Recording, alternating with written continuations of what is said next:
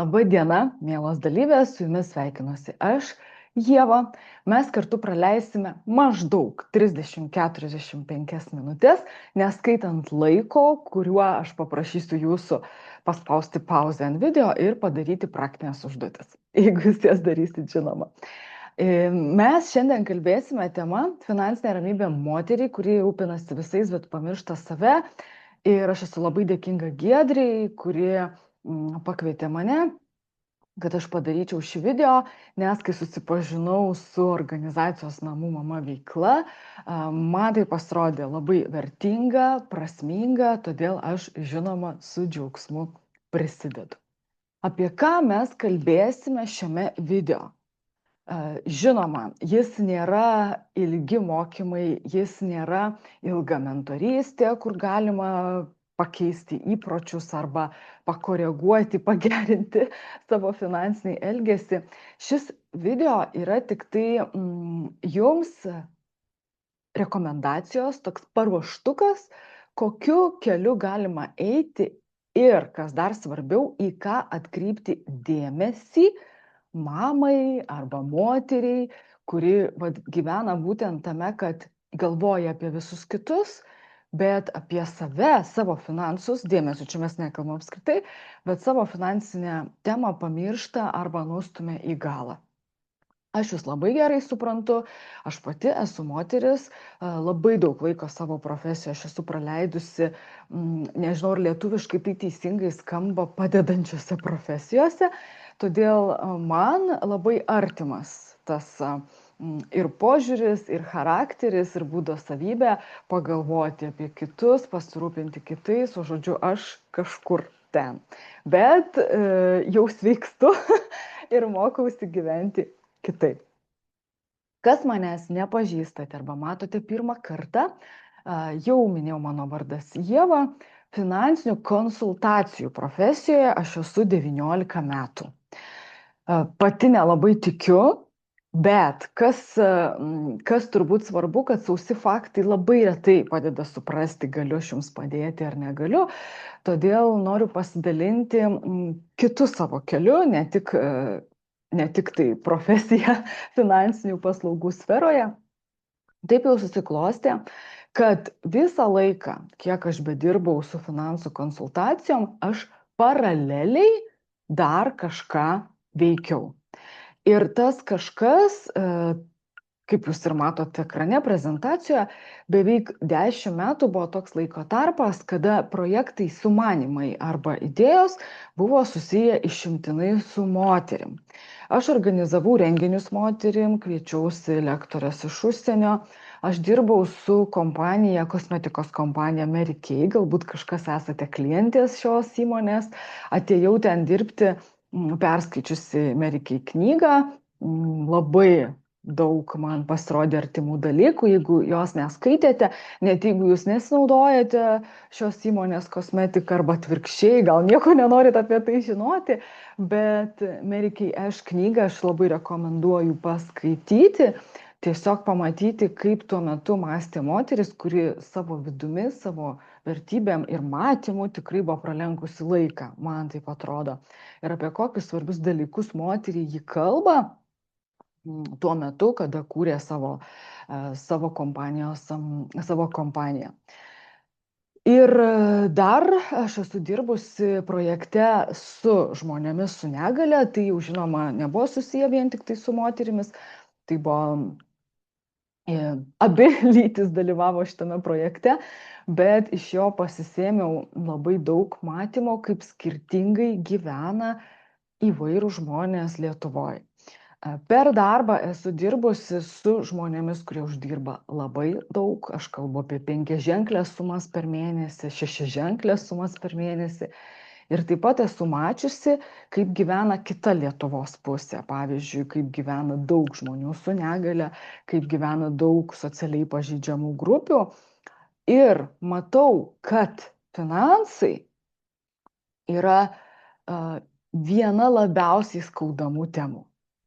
Prieš 3 metus sąmoningai pasirinkau daugiausiai dirbti su merginom ir moterim, nors finansų gidė projektas iš pradžių kaip ir buvo skirtas visiems, bet šiandien dieną, jeigu į mane kreipiasi vyrai, žinoma, juos mielai priemu, lygiai taip pat, kaip priemu ir konsultuoju poras ir vis daugiau jų kreipiasi pastaruoju metu. Bet kodėl aš pasirinkau komunikacijai daugiau kalbėti, labiau akcentuoti šią temą moterim? Dėl to, kad būtent savo darbo dėka, papildomų projektų šalia savo darbo dėka, aš pamačiau, kad finansų tema mums moterims skauda kitaip. Dėmesio ne geriau, ne blogiau kaip vyram, tiesiog kitaip. Vyram yra kiti klausimai, kurie aktualesni, kurie skamba irgi kitaip.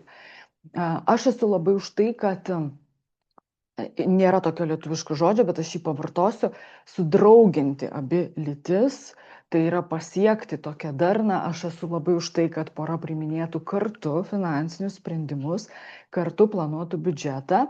Ir mano praktika bei pasaulinė praktika ir tyrimai rodo, kad tai labai stipriai prisideda prie santykių gerinimo. Ir netgi čia ne Lietuvoje yra darytas tyrimas, kad poros arba sutuoktiniai, kurie kartu planuoja biudžetą, kurie kartu sprendžia finansinius klausimus, skiriasi gerokai rečiau negu poros, kurie atskirai ten kažkaip užsidarę savo biudžetą dėlioja, kažkur bendrai susitinka, bet dažniausiai prasilenkia.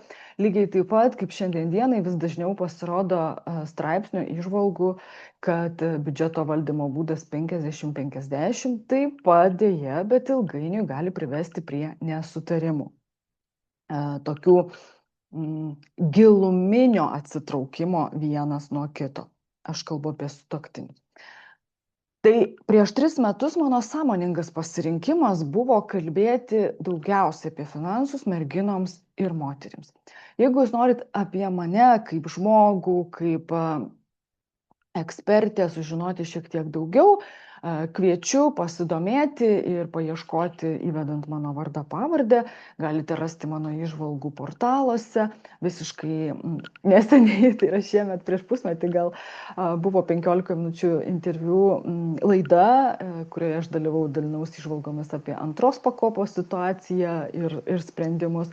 Taip pat visiškai neseniai labai gražus projektas mane pakvietė į podcastą.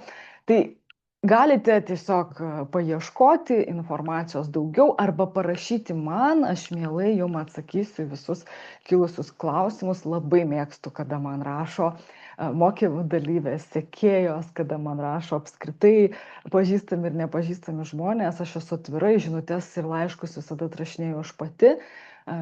Neturiu asistentės, kuri tai daro už mane. Nes man labai svarbus ryšys su kitais. Todėl, jeigu turit klausimų, tikrai rašykit, aš atsakysiu. Arba pasekite Instagrame arba Facebook'e profilį paskyrą Finansų gidė.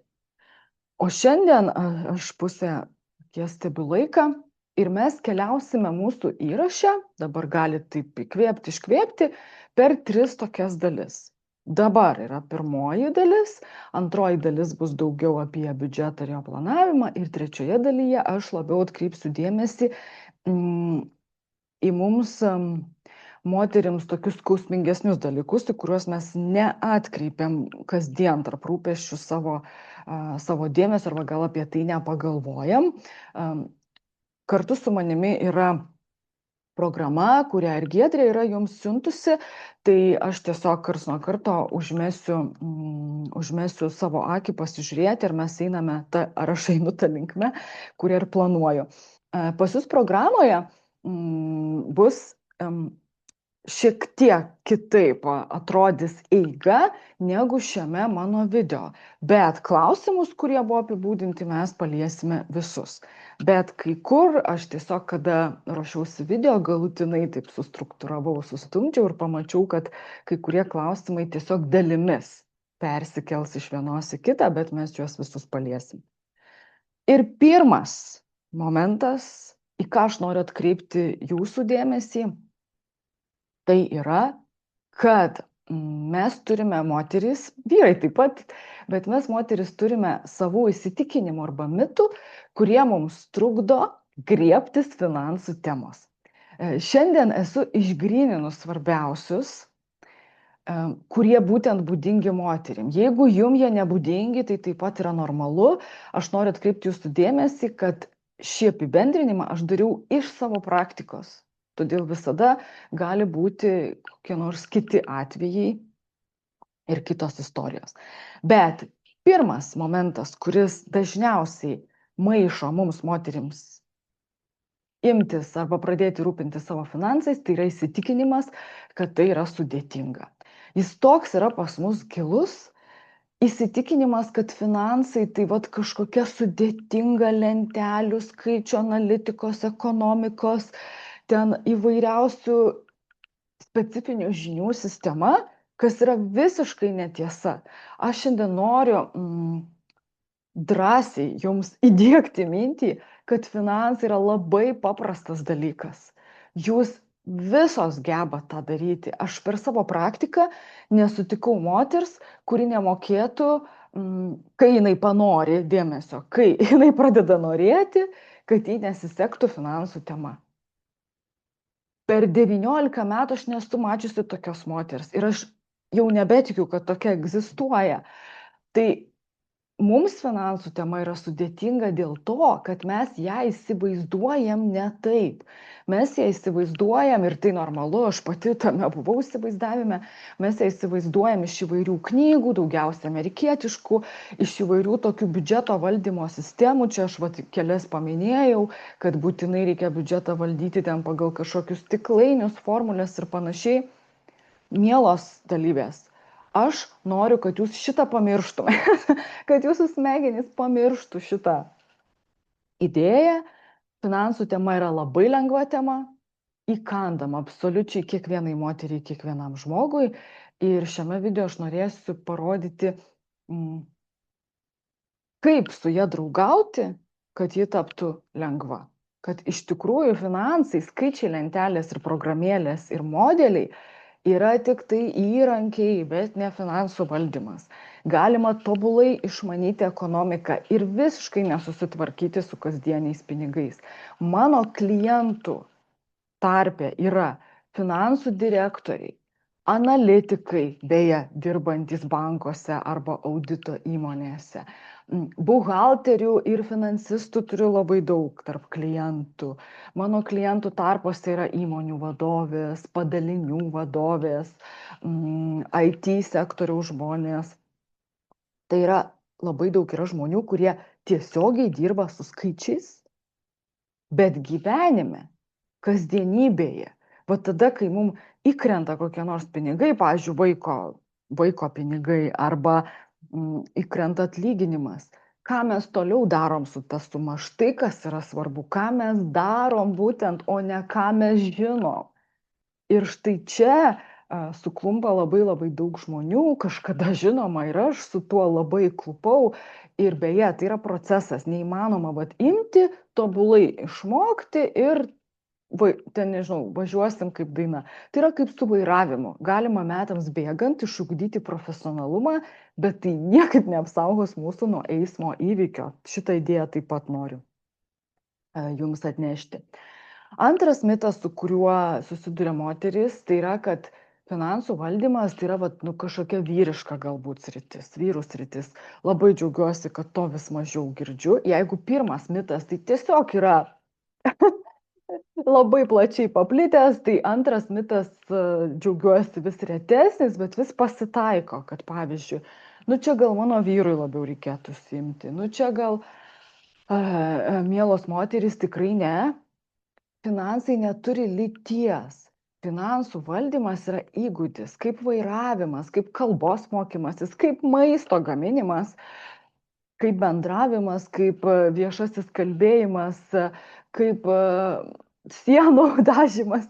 Aš sąmoningai jums noriu tokius pavyzdžius įgarsinti, kad mes suprastumėm, kad finansai yra įgūdis, o ne kažkoks prigimtinis dalykas, talentas, nežinau, prieinamas tik tai išskirtiniam žmonėm.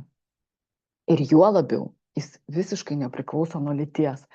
Pas mane ateina klientai vyrai, kurie katastrofiškai nemoka elgtis su pinigais, ir ateina moteris, kurios tai daro tobulai.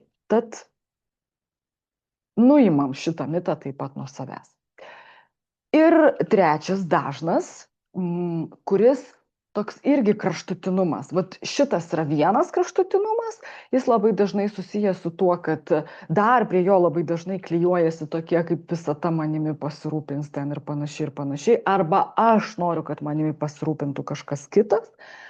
O šitas yra kraštutinumas į kitą pusę, kad imtis atsakomybės už savo finansus kažkodėl tai mūsų galvose lygų viską uždirbti pačiai, paimti tokią Žanos Dark vėliavą, šluoti visus pakeliui, nusidirbti iki negalėjimo, dirbti po 12-14 valandų, daryti karjerą, kurį, nežinau, dėl kurios nematom vaikų gyvenimo, sveikatos, tėvų ir panašiai. Ir žodžiu, uždirbtos didelius pinigus, važinėti lizinginę mašiną, kurią aš būtinai pati nusipirkau. Niekas man jos nepadovanojo ir nepadėjo. Tai čia yra kraštutinumas į kitą pusę. Aš noriu atnešti jums idėją, kas iš tikrųjų yra atsakomybė už mūsų finansus. Tai nėra pulti viską dabar daryti pačiom. Tai reiškia, kad iniciatyva eiti link to, kas man yra svarbu, kyla iš manęs. Pavyzdžiui, jeigu aš esu mama, kuri augina mažus vaikučius ir man trūksta pinigų tam manam 3, 4, bet aš fiziškai neturiu nei laiko, nei energijos, nei šiandienai galbūt net tokio vidinio noro eiti uždirbti pinigus, tai mano atsakomybė yra atidaryti burną ir savo sutuoktiniui arba antrai pusiai įgarsinti, kas man yra svarbu. Netyliai užsidarius nervintis, kad 2 metų vaiko priežiūros išmoka mažėja ir ką man dabar daryti ir kaip kai kurios mamos ateina pas mane į konsultaciją ir kai aš paklausiu, o tu su savo vyru pakalbėjai, atsakymė būna tyla. Aš nekalbu apie situacijas, kada mes neturime antros pusės. Dabar aišku, mamos tos, kur pavyzdžiui, po skyrybų augina vaikus, tuoj čia supuls ant manęs, bet aš noriu pasakyti, kad atsakomybė už finansus tai yra, kada mes pirmiausia pačios labai aiškiai pradedam suprasti, kas mums yra svarbu, kokių ir kam pinigų mums reikia, kokios pagalbos mums reikia, kur mes nesusitvarkom, kur susitvarkom, kur norėtumėm, kad kitas žmogus pasirūpintų, kada mes suprantam, kas svarbu ir apie tai kalbam, ir atsakomybė, kai keisti situaciją, kuri mums nepatinka, kyla iš mūsų. O keisti tai nėra lygu lėkti, viską mesti ir pradėti uždirbinėti pačiai. Ir dabar aš pasakysiu, kodėl tai ne visada galioja moterims. Šią skaidrę jūs matysite įrašę kelis kartus. Ji yra iš vieno mano webinaro, aš nekeičiau čia daug dalykų, nors ją tikrai galima koreguoti, bet ką aš noriu šitą skaidrę pasakyti. Kad moters gyvenimas nėra linijinis arba linijinį padaryti jį moteriai sudėtinga. Ir aš džiaugiuosi, kad jau pasaulyje bendrai socialinėse tinkluose mes apie tai kalbame. Ką tai reiškia? Tai reiškia, kad pagaliau mes pradam kalbėti, kad mūsų kūnai skiriasi, kad mes turime specifinę hormoninę sistemą, kur yra kitokia. Vyro kūnas vienaip gyvena, moters kūnas gyvena kitaip. Sveikatos dalykai taip pat. Šiuo metu, kai rašinėju šį video, pasaulį yra apskriejusi žinia, kad pagaliau gydytojai pradeda kreipti dėmesį, kad labai daug sveikatos tyrimų pasirodo daryti pagal vyrų kūnus. Ir štai moteriai daug labai dalykų nebeveikia. Tai kai mes kalbam apie finansus, tai šiandien 2026 metais moters gyvenimas retai jau bus toks linijinis. Ką reiškia linijinis? Tai kada nuo pat vaikystės, paauglystės, jaunystės viskas taip sudėliota, vystosi vienu scenarijum, vienas darbas, viena įmonė, vienas toksai modelis ir viskas vystosi. Moters gyvenime yra pačių įvairiausių etapų. Ir čia aš jums noriu parodyti, sakykime, jeigu čia yra moters gyvenimo tiesė, tai maždaug tarp 25 ir 45, vėlgi čia labai priklauso nuo kiekvienos moters atskirai, bet mes visgi turime tokį darbingiausią laikotarpį ir daugiausia jėgų turinti laikotarpį. Ir gal jūs kažkada matėte, skrolinote, bet internete, ypač Instagrame, buvo populiarus toksai rilsas, nepamenu su kokios įmonės vadovė, bet su labai didelės pasaulinės įmonės vadovė, kuris sakė, kad moters biologinis laikrodis ir karjeros pastatymo laikrodis eina paraleliai vienas kito, jie konkuruoja vienas su kitu. Ir dėja, bet tai yra tiesa.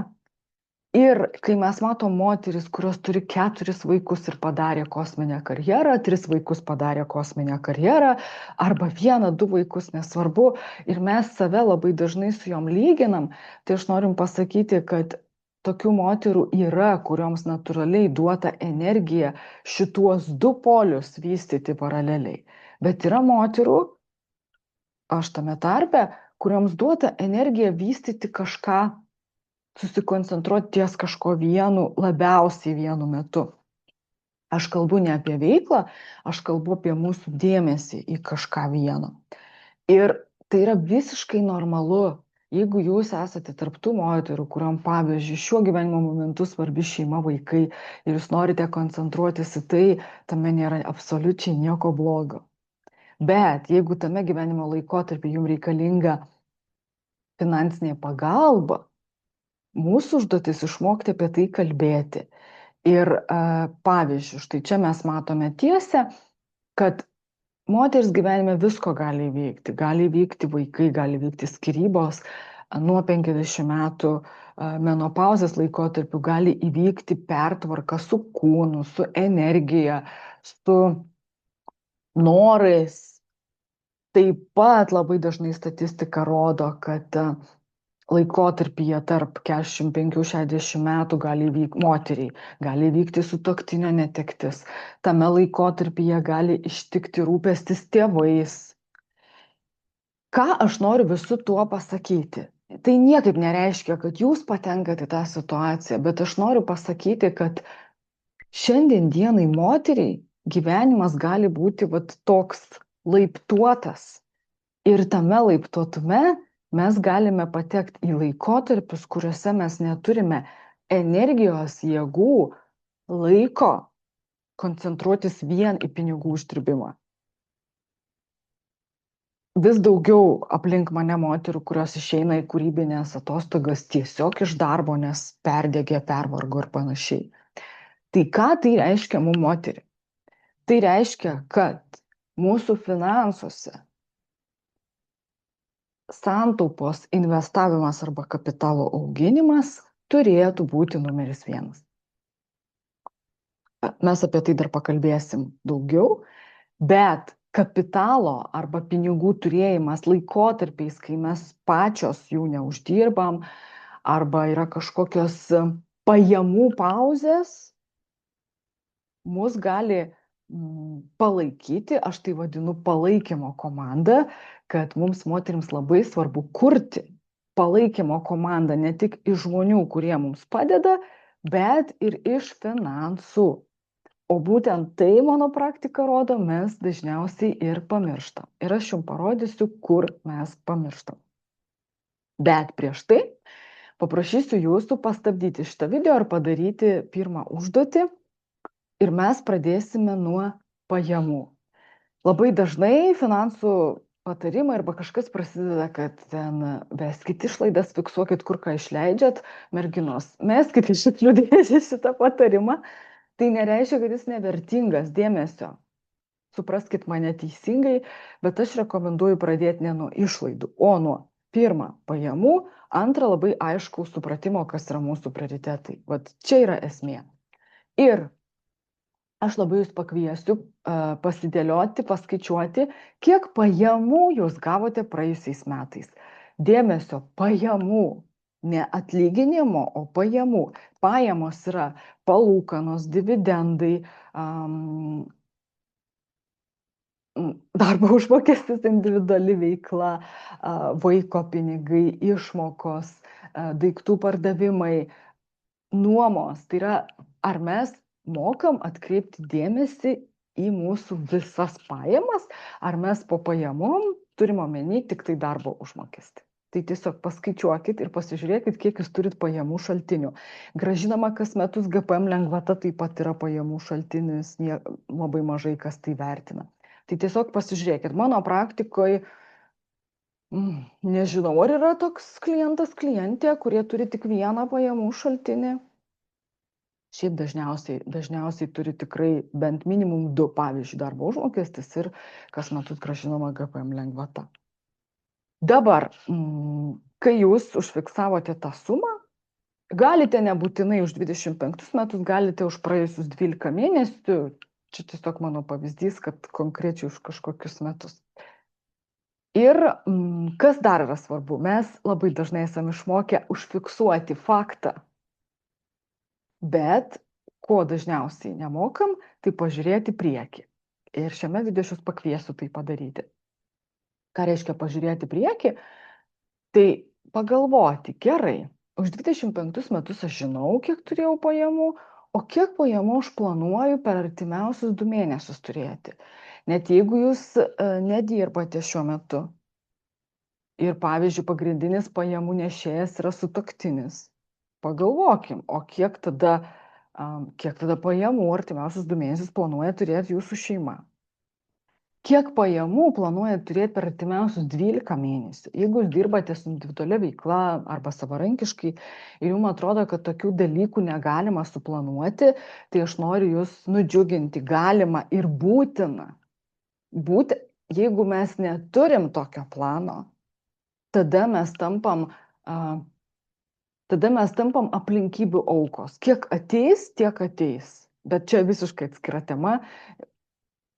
Apie ją kalbėti reikėtų daryti absoliučiai atskiras dirbtuvės arba video.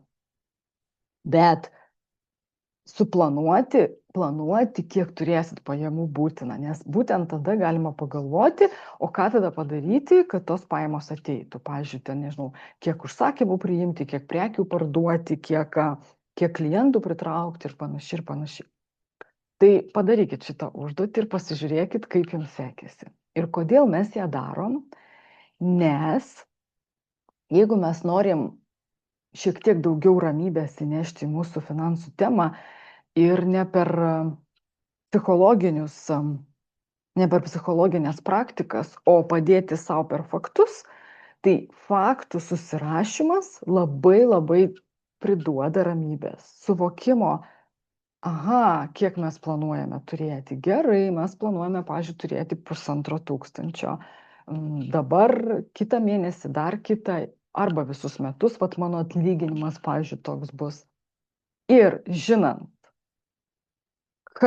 kiek pajamų mes planuojame turėti, mes tada pereinam jau prie antros dalies, galime pradėti galvoti, o ką man svarbu su tom pajamom padaryti. Ir mes pereinam prie antros dalies mūsų. Kam svarbu, gali pasidaryti pauzę ir tiesiog eiti atsigerti kavos arba arbatos, bet aš labai sąmoningai pradėjau nuo pajamų, kad pirmiausia mes turim suprasti gerai, kiek resursų aš planuoju turėti ir tada pagalvoti, o kam aš tą resursą paskirstysiu. Tai yra ne gyvenimas kaltas, kad nelieka pinigų, bet aš turiu galią pati, dėmesio, tai labai svarbu, aš turiu galią pradžiai pagalvoti, o kam yra svarbu man paskirti savo pinigus, arba kam mūsų šeimai svarbu turėti pinigų. Nes labai dažnai mes gyvenam ritme. Atėjo pinigai, kažką nupirkom, atėjo idėja, įkrito į galvą, greičiau kažką nuvažiavom, nupirkom ir taip chaosas toks tęsiasi, bet visame tame, jeigu mes įsivesime šiek tiek struktūros, mes automatiškai pamatysime, kaip pirma, ateina daugiau ramybės, antra, mes pradedam suprasti, ko mes norim, ir trečia, mes galim pradėti daryti pokyčius link to, kas mums svarbu. Čia aš įdėjau tokį klausimą, kas kaltas, kad nelieka pinigų. Ir aš tikrai žinau, kad dažniausiai pirmas instinktyvus atsakymas būna, kad kalta konkreti pinigų suma. Aš per mažai uždirbu ten ir panašiai ir panašiai. Bet o ką tada sakyti tiems, kurie uždirba, pavyzdžiui, 5000? Jie turi tokias pačias problemas. Aš turiu labai daug klientų, kurie yra segmente tarp 3 ir 6 tūkstančių eurų uždarbio. Jie susiduria su tom pačiom problemom. Nelieka pinigų, ką daryti. Ir pirmiausia, nuo ko startuoti? Jūs internete galite prisigaudyti, dabar jau ir ChatGPT, galite prisigaudyti pačių įvairiausių idėjų. Kažkas rekomenduos pradėti nuo vizualizacijos, kažkas rekomenduos pradėti dar nuo kažko, bet pirmas žingsnis, kuris paradoksas, bet mažina nerimą. Tai aš esu išbandžius ant savęs ir ant labai daug klienčių, kurios man duoda grįžtamą ryšį. Bet pirmas toks bazinis žingsnis link finansinės ramybės yra suprasti, kiek pajamų mes dabar turim ir kaip su dabartiniam mūsų pajamom mum organizuoti savo gyvenimą ir tai, kas yra svarbu. Ir atsispyrus nuo to, pradėti galvoti, o ką mums dar svarbu turėti pinigų, ir tada galvoti, čia jau antras žingsnis, kaip jūs organizuoti. Bet pirmas žingsnis suvokti, kaip, dėl to aš čia dėjau laikrodį, kad pirmas žingsnis yra suvokti, kiek laiko kabutėse mes turime ir kam tą laiką dienos bėgyje mes atiduosime. Su pinigais yra gera žinia, kad pinigų galima padauginti. Laiko nelabai, 24 valandos paro ir viskas, bet su pinigais mes galime padauginti šitą dalyką. Sąmoningai įdėjau laikrodį su laiku be 10:05. Aš žinau, kad daugelis turi tokią idėją. Nu, jeigu turėčiau daugiau laiko, o jeigu dirbčiau savo, arba, pavyzdžiui, turėčiau laisvą penktadienį, nu tai daryčiau ten kažką. Ir dėmesio. O kas trukdo visą tai daryti jau dabar? Pradėti nuo 10 minučių dienoje daryti tai, kas jums svarbu. Pavyzdžiui, turėčiau daugiau laiko sportuoti. O gal galima jau dabar 10 minučių dienoje įterpti sportą? Arba, pavyzdžiui, turėčiau laiko paskaityti knygą. Gal galima jau dabar suorganizuoti 10 minučių dienoje, kai jūs galite skaityti knygą? Gal jau dabar galima suorganizuoti tas 10 minučių, kada jūs išeinat pasivaikščioti be vaikų? Pavyzdžiui, paprašyti mamos, kaimynės, sesės, draugės, vyro, dar kažko pagalbos. Bendruomenės jūsų paprašyti pagalbos.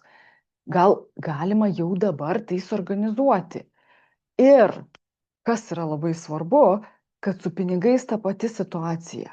Galima kaltinti, kad mes dabar turim labai mažai pinigų, o galima pradėti jau dabartiniam biudžete ieškoti pinigų tiem dalykam, kurie jums yra svarbus. Net jeigu tai būtų 20 eurų, net jeigu tai būtų 10 eurų, net jeigu tai būtų 15 eurų, pavyzdžiui, ramiai kavai jūsų mėgstamoj kaviniai be vaikų. Tai yra jau dabar pradėti ieškoti galimybių. Ne kažkada, o jau dabar pradėti ieškoti galimybių. Ir dabar aš jūsų paprašysiu tokią įdomią užduotį padaryti, sustabdyti video ar padaryti užduotį, aš jau įvedžiu iš tikrųjų ją, bet įsivaizduokite, kad yra dvi šeimos. Visiškai tokios pačios kaip jūs, arba situacija tokia pati kaip jūs. Įsivaizduokit, yra mergina vardu Onutė ir jums reikia sudaryti jai biudžetą. Ir pirma užduotis. Pabandykit, ji gyvena lygiai taip pat kaip jūs. Yra visiškai tokia pat. Jeigu jūs turite 2 vaikus, Onutė turi 2 vaikus. Jeigu jūs esate poroje plus 2 vaikai, Onutė turi. Ir žiūrėkit, įsivaizduokit, jeigu jūs Onutei sudarinėjat biudžetą. Pirmo scenarijum Onutė arba visa šeima turi 2000 eurų per mėnesį.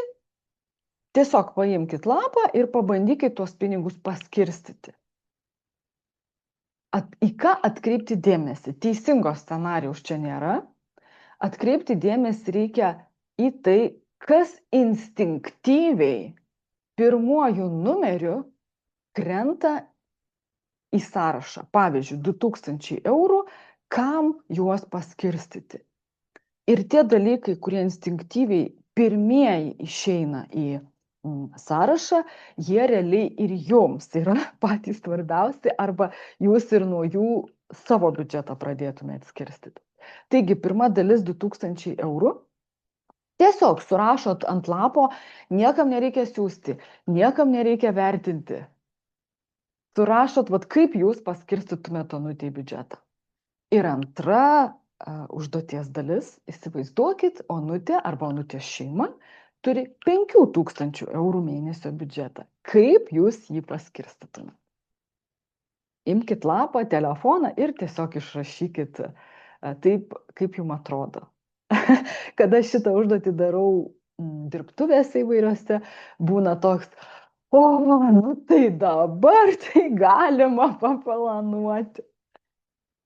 Tai žodžiu, paplanuokit, duodu šiek tiek laiko, padėliokit. Ir ką dabar daryti su tuo planu?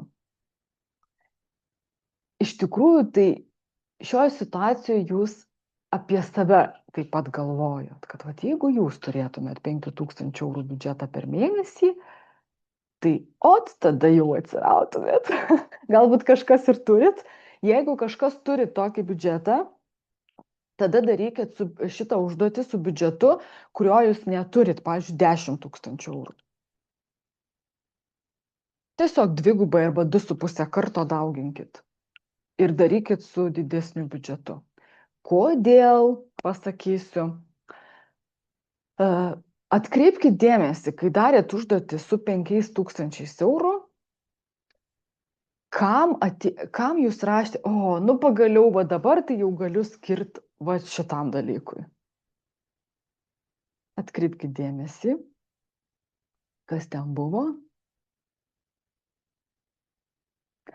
Ir dabar pagalvokit, kodėl šitam dalykui jūsų dabartiniam biudžete nėra pinigų. O kas trukdo, kaip su laiku paralelė, o kas trukdo jau dabar biudžete išskirti pinigų šitam dalykui? 2 šauktukai dėmesio. Šitas pratimas gali neveikti, jeigu jūs šiandien dienai gyvenate pajamų lygmenį, kurio, kai užtenka tik tai apmokėti būstą, maistą ir transportą. Ir kažkokius vaiko pagrindinius poreikius. Tai yra, kada pinigų objektyviai užtenka tik tai išgyvenimui, patiems svarbiausiam išgyvenimo dalykam ir dar negana to išgyvenimo dalykam pritrūkt gali pinigų.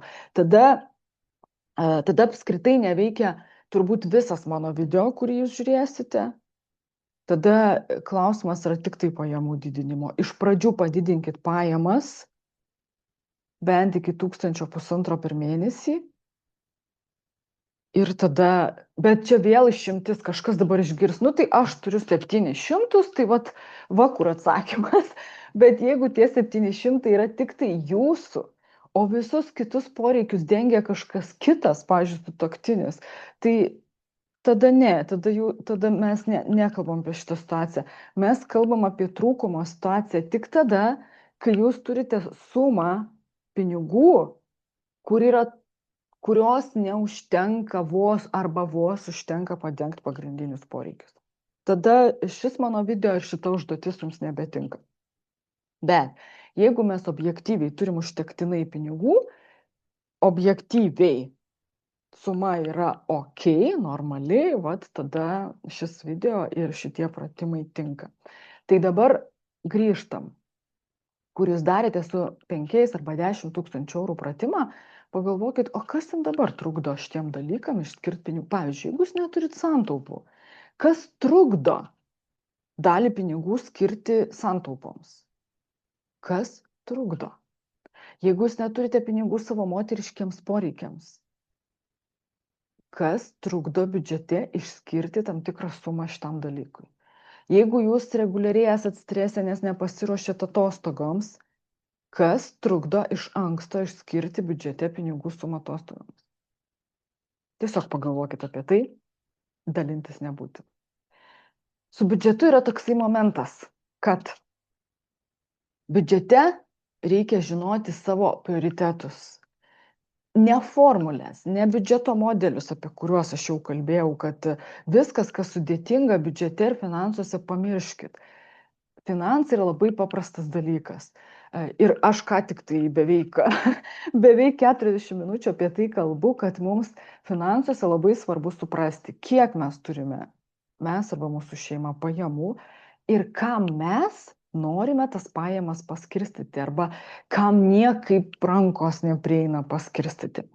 Mano metodikoje technologija yra labai paprasta formulė, ji tinka visiems klientams, dar nebuvo atvejo, kad nebūtų įgyvendinama praktiškai, kada jūsų pajamos dalinasi tik į dvi dalis. Pirma dalis keliauja ne išleidimui, tai yra pajamų dalis, kurią mes atsidedam, tuoj pasakysiu, ką su ją darom, ir antroji pajamų dalis, kurią mes leidžiam arba vartojam. Su 2000 eurų biudžetu gali būti štai toks pavyzdys. Žinokit, tai nesvarbu, čia gali būti bet kuri pinigų suma. Aš ėmiau 10% atsidedam ir 90% leidžiam. Ir ką darom su atsidedama dalim? Pirma, jinai mūsų gyvenime yra visada, nuo visų pajamų, reguliariai vyksta. Čia yra pati sunkiausia dalis didžiai daliai mano klientų, apskritai žmonių. O kita dalis, oi, čia yra klaida, vartojimas ne 1600-1800 eurų, o kita dalis jau yra ta, kurią mes galime valdyti, tai yra išlaidų dalis. Ir štai dalis mūsų pajamų keliauja dalykams, kurie mums kaip moterims, čia yra palaikymo, mūsų kaip moterų palaikymo komanda. Santaupos, investicijos ir tuoj pakalbėsim apie draudimą.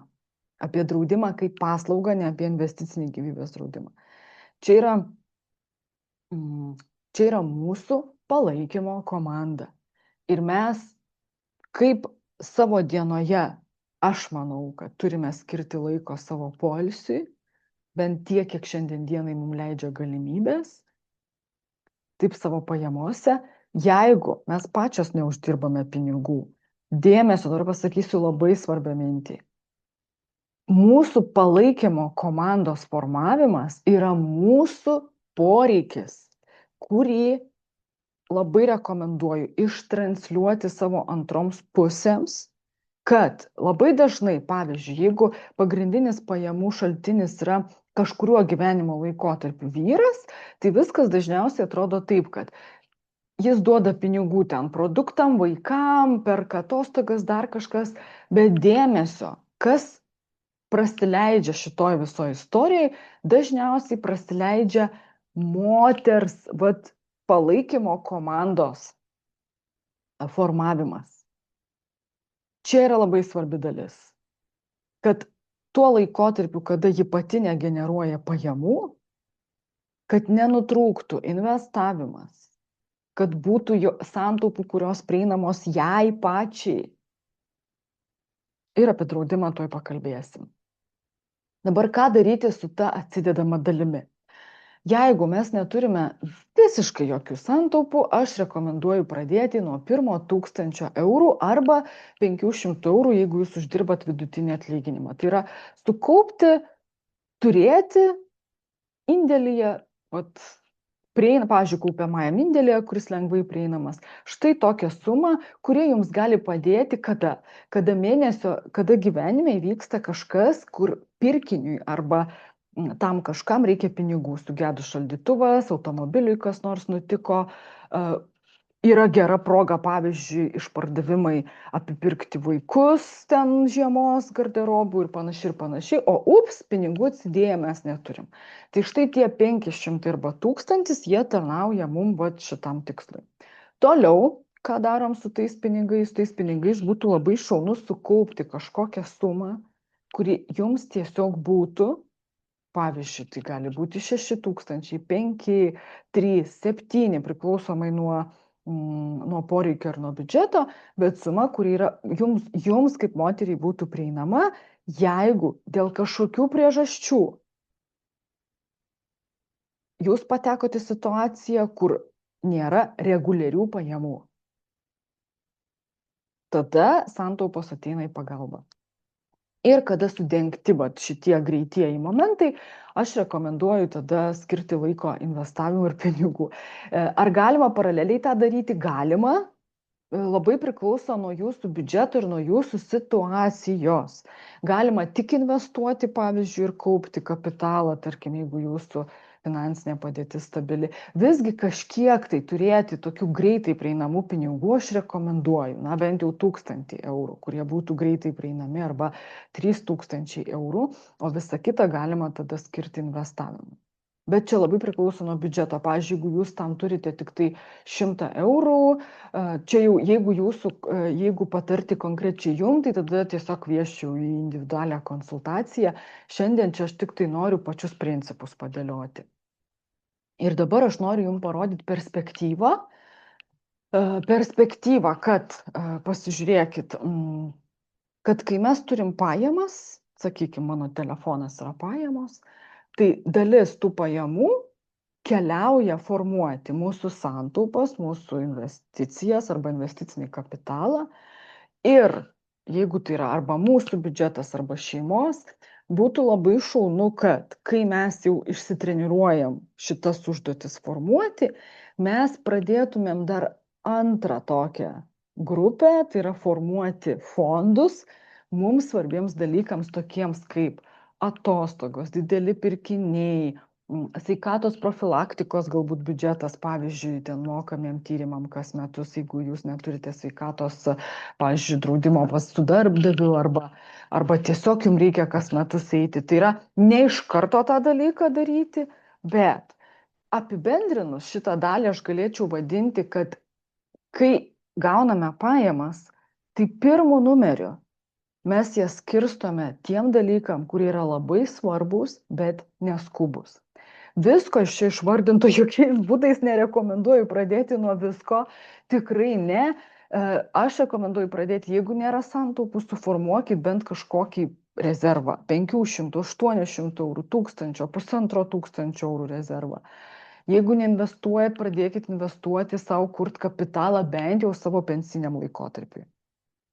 Ir kas dar yra labai svarbu, jeigu jūs turite skolų ne būsto paskola, o skolos įvairios, pavyzdžiui, žmonėm, individualioj veikloj mokesčiam, ten dar kažkam, kreditiniam kortelėm ir panašiai, tai į prioritetus į viršų visada keliauja irgi skolos. Dabar čia, ką jūs matote, aš jums noriu parodyti planavimo prioritetą. Tai yra, kodėl aš jį rodau? Nes aš jums noriu parodyti, į ką dažniausiai kas suvalgo mūsų prioritetus. Tai yra, kas suvalgo tos dalykus, kurie labai svarbus, bet neskubus. Suvalgo einamosios išlaidos.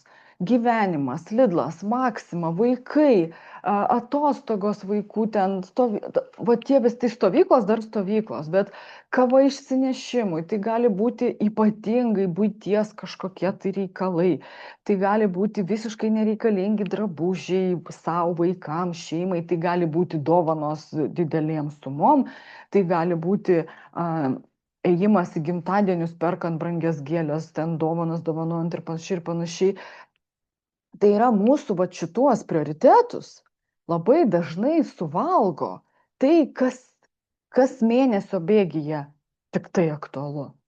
Todėl šita schema, aš noriu jūs paraginti, kad tai tinka ir asmeniniam, ir šeimos biudžetui, kad į viršų išmokti atsidėti, paskirti pinigų tam, kas yra svarbu, bet neskubu, ir šitam sąraše jūs tiesiog matote idėjas, kas įprastai keliauja arba į galą, arba sako, kai liks, tai atsidėsiu. Tai šitame strateginių tikslų grupėje jūs ir matote, čia už mano praktikos išvardinti dalykai, kad, vaikų mokslam dažnai ten būna, mes padarom kokius nors draudimus, tai visgi yra, bet pavyzdžiui, atsidėjimai atostogom šlubuoja pas labai daugą, investavimas pas moteris vis dar šlubuoja, tai yra reguliarus kapitalo auginimas.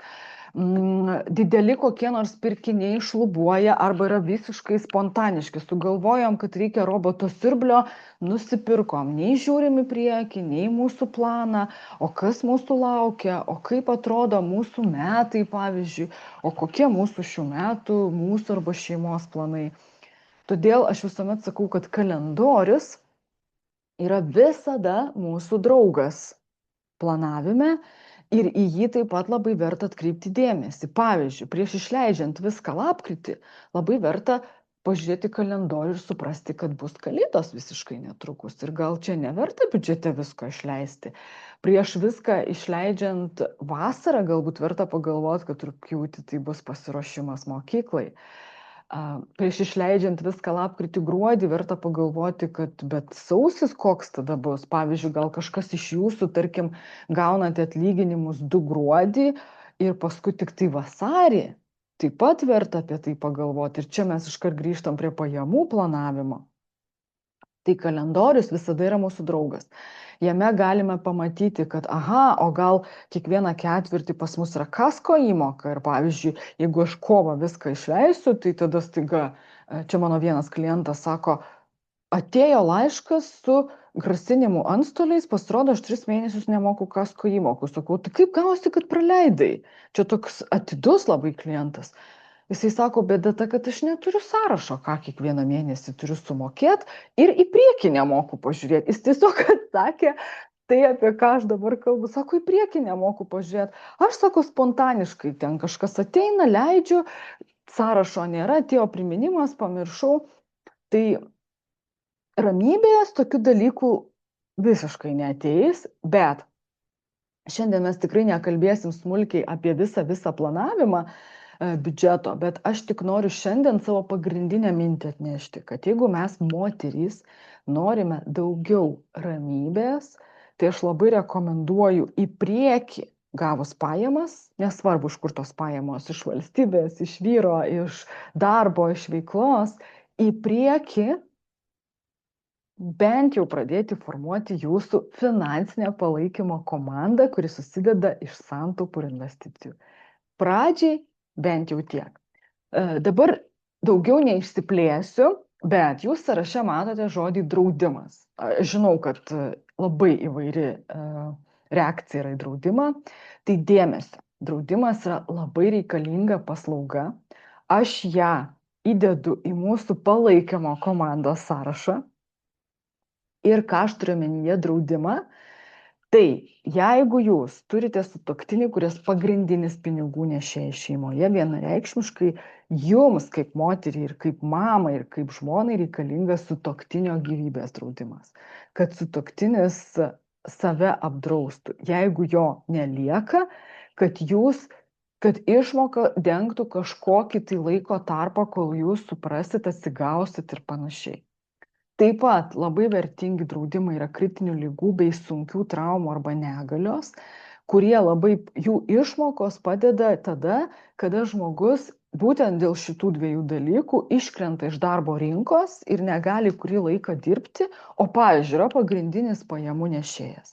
Beje, jums tas taip pat galioja. Jeigu jūs net ir nesat šiandienai pagrindinė pajamų nešėja, kritinių ligų negalios draudimas yra labai vertingas dalykas, kuris kaip tik, jeigu jūs galbūt pagrindinė, pavyzdžiui, mama po skyrybų, tai jums būtent šis draudimas reikalingas, kad jeigu nutiktų situacija, kad jūs negalite dirbti dėl sunkios traumos arba ligos, ko mes negalim garantuoti, tai kad išmoka mums šiek tiek sudengtų tokį dalyką.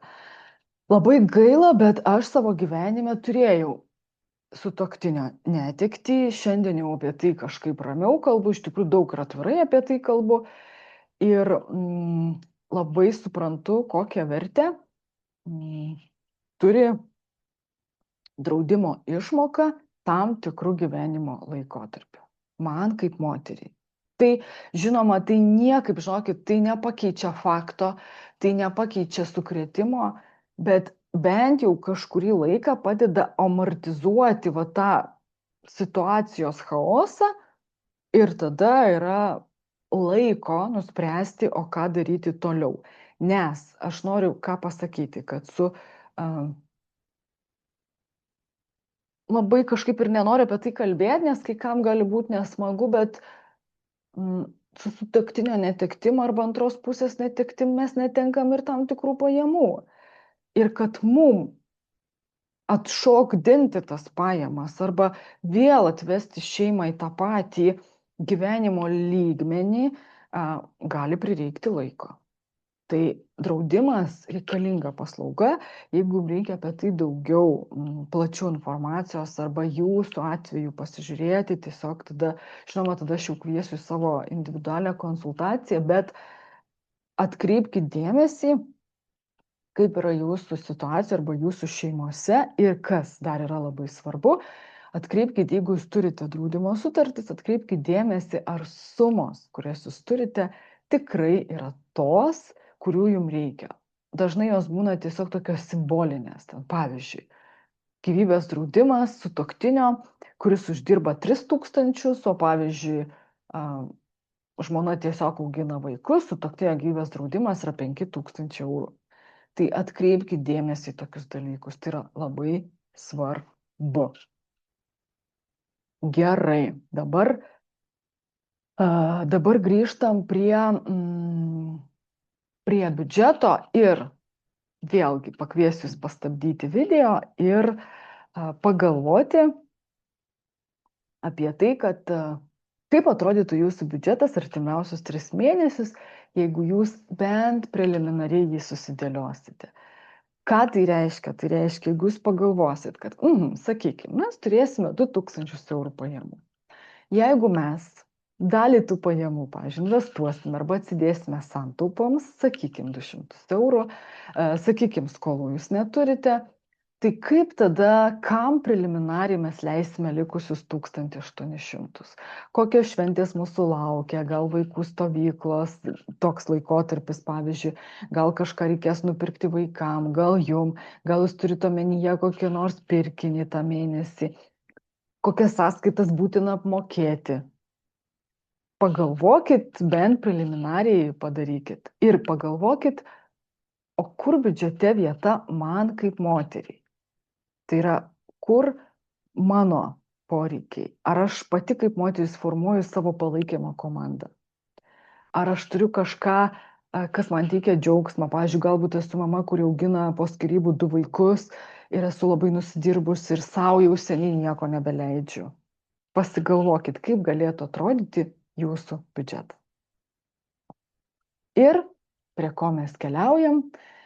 Prie trečios dalies, kuri labiau gal apibendrinimas yra visko, nes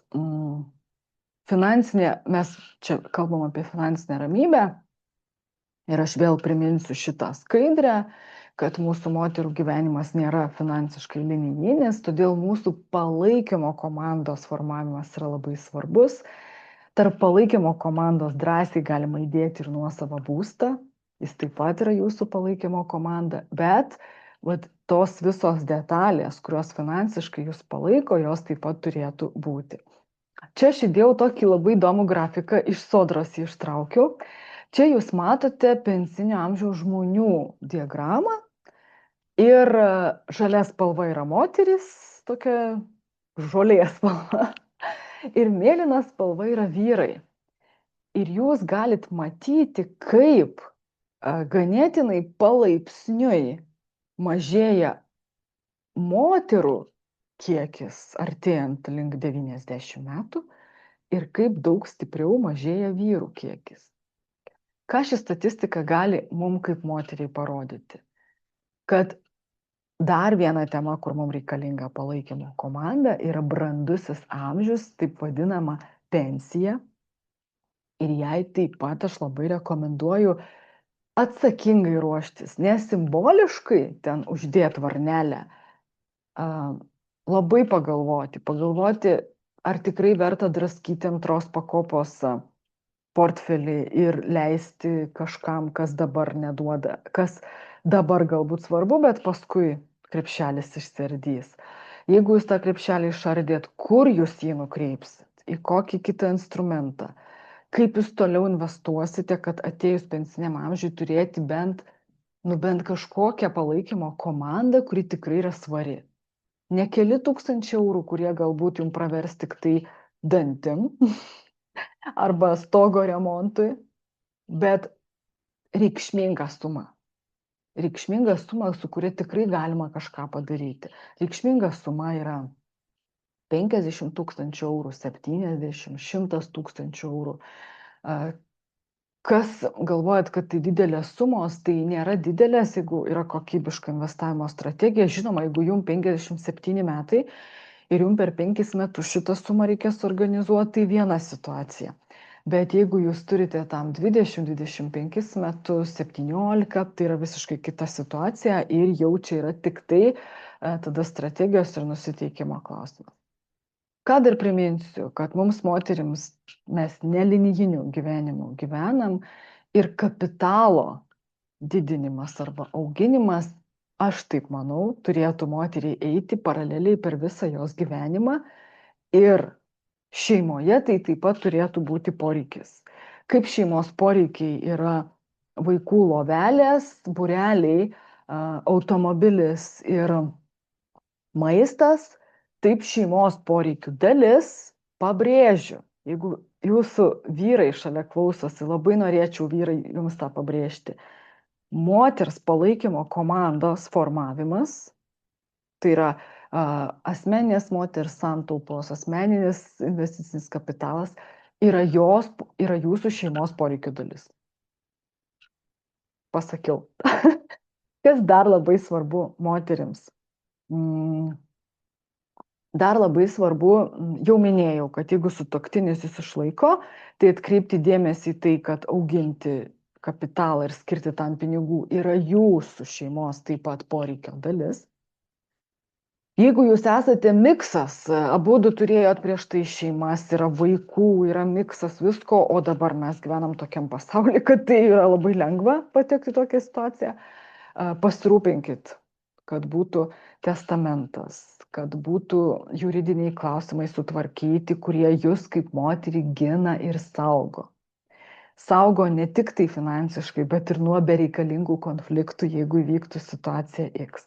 Pasižiūrėkit, kad kalbėkit su savo antra pusė apie tai, kas jums yra svarbu. Ir viena mano klientė dabar dalinosi situaciją, aš noriu pasidalinti, kad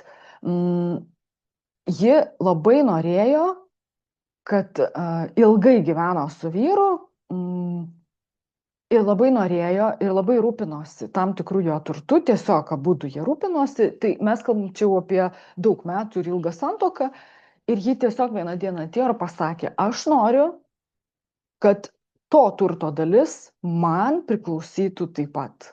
Ne tiesiog ten priklausys kažkokia tai dalis, tai buvo turtas įgytas iki santuokos, bet kad man priklausytų kaip, žodžiu, ji tam pokalbiui ruošiasi, žinokit, pirmą kartą vyras buvo tokiam šoke, patikė, nenoriu pasakoti visos istorijos, bet pirmą kartą vyras buvo šoke, antrą kartą jau kažkaip tai bent leidosi į kalbas, neatsimenu, kiek prireikė pokalbių, 3, gal tikrai detalių nežinau, bet viskas baigėsi tuo, kad šis klausimas buvo sutvarkytas. Tai todėl, ką aš noriu pasakyti, kad štai kur yra mūsų moterų finansinė atsakomybė ir nuo ko prasideda finansinė ramybė, kada mes žinom, kas mums svarbu.